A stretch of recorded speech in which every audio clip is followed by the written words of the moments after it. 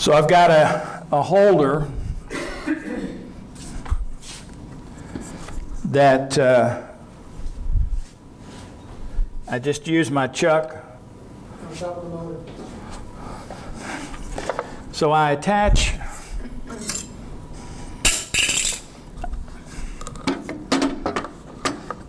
my piece here.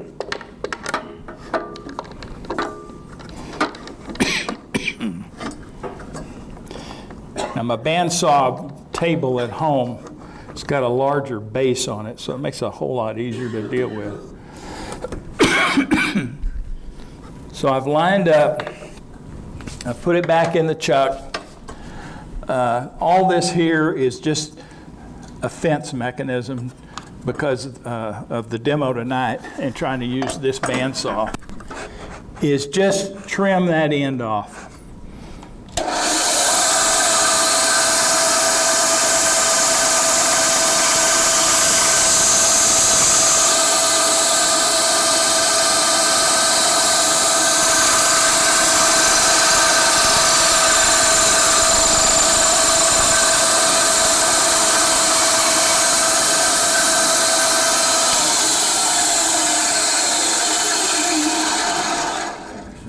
So that's the first end piece, and then what I end up doing is I take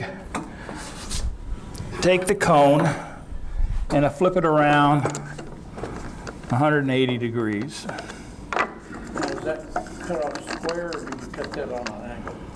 This is on a 12 degree. The headstock is held at a 12 degree off of the parallel with the bed.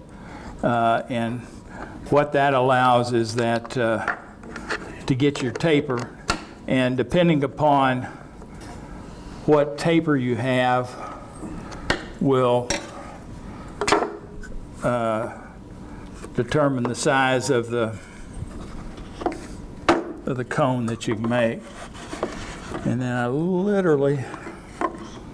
So you turned it 180, now you're going to cut off the other end? Now I'm going to cut it again. Okay, this is...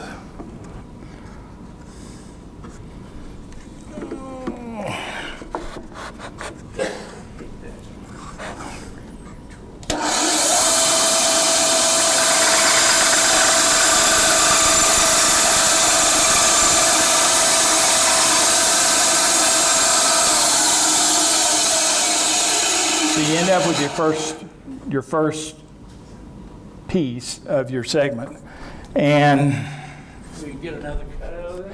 normally I can get 3 on smaller diameter stuff, but this is a little bit larger. I number the segment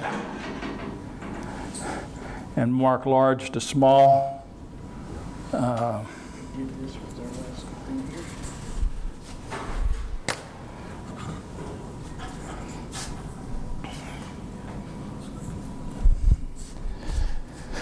And then if I'm fortunate, I can get another segment out of this one.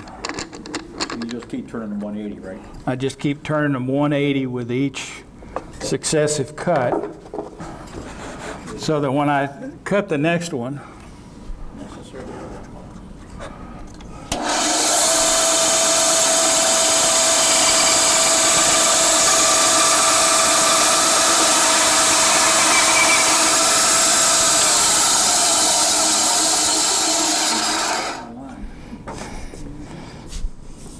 you get another one. And again, you mark, this is the second one,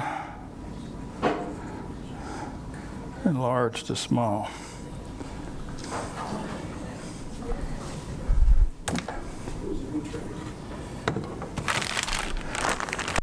So when you go through the whole process, and I'll pass this around, this one was a little smaller diameter to start with, and I can get 3 pieces out of each segment of wood. The larger the diameter, the fewer pieces you can get out of it. Again, they're marked, and then you just begin an assembly process, and you just keep repeating. Sam, do you have to take those and put them against the sander to true them? Yeah. If you'll hand me the second one that came around.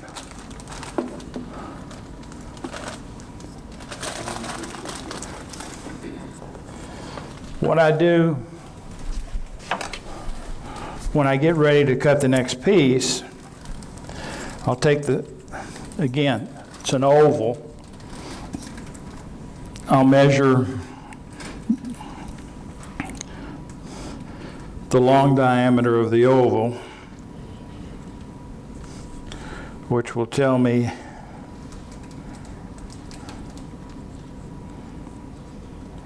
what size I need to cut the next one. Now, I'm not going to go through and sand, but you just use a sander. You sand the edges flush on all the sides, and then you go into a glue up process. I use a good Tide Bond glue. I fit glue it, fit them, and then I'll use a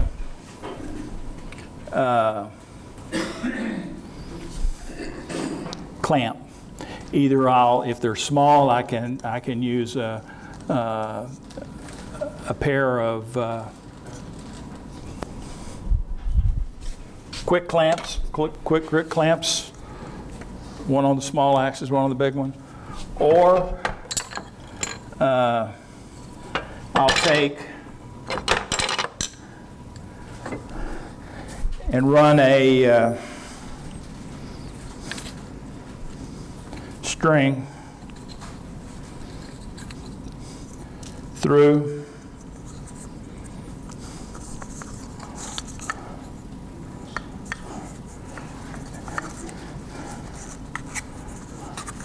and then tighten it down. Just twist it and tighten it down that way to hold it.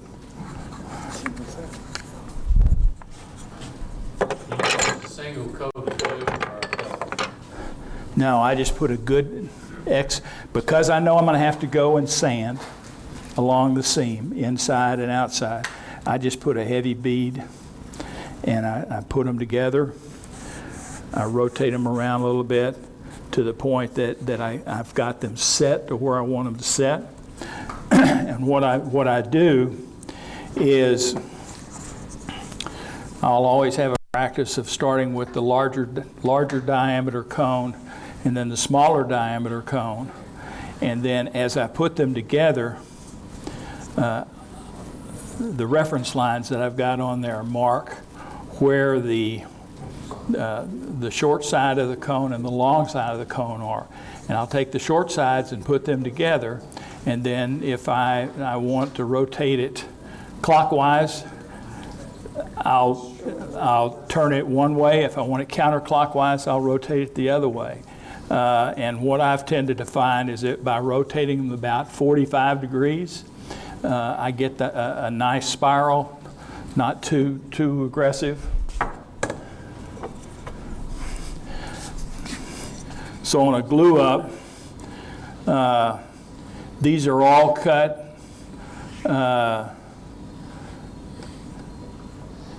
This one here was glued up by rotating them 45 degrees off of the axis on each successive one, and you get a relatively nice spiral. And that's the same pieces cut, but instead of rotating them 45 degrees, you rotate them 90 degrees, and you get a much tighter spiral. Now, if you want to take it to the absurd, you turn it 180 degrees, and you just end up with a long cone. So you just go over and just sand all this now? I just go through and sand it. How far down do you hollow? I hollow down to where maybe the last three pieces are solid. Because then it gets, you'll see it in that packet that I sent around. The last three pieces are solid. because by that point, you know, you're putting maybe a 1/4 inch hole down the middle of the piece.